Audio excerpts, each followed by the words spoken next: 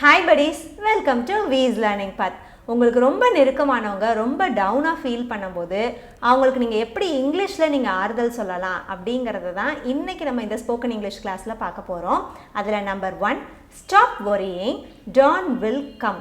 கவலையை விடு, நல்ல காலம் பிறக்கும் அப்படின்னு நீங்கள் சொல்கிறதுக்கு stop worrying, dawn will come அப்படின்னு நீங்கள் யூஸ் பண்ணலாம். Okay, number 2, worrying won't do us any good.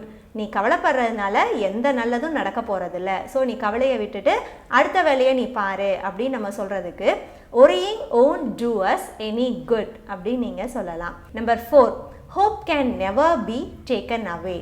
நீ நம்பிக்கையோடு எதுனாலும் செய்ய, நம்ம கிட்டக்க வந்து நம்பிக்கையை மட்டும்தான் பறிக்க முடியாது யாராலையும் அப்படின்னு நீங்கள் சொல்கிறதுக்கு hope can never be taken away அப்படின்னு நீங்கள் சொல்லலாம். And then 5th one, never mind, there is always a second chance. Okay, நீ வந்து கவலைப்படாத, எல்லாத்துக்குமே வந்து ரெண்டாவதாக ஒரு வாய்ப்பு இருக்குது, ஸோ நீ அந்த வாய்ப்பை நீ பயன்படுத்திக்கோ அப்படின்னு நீங்கள் சொல்கிறதுக்கு never mind, there is always a second chance அப்படின்னு நீங்கள் சொல்லலாம். ஓகே, ஹோப் இந்த வேர்ட்ஸ் எல்லாமே உங்களுக்கு புதுசாக இருந்திருக்கும்னு நினைக்கிறேன்.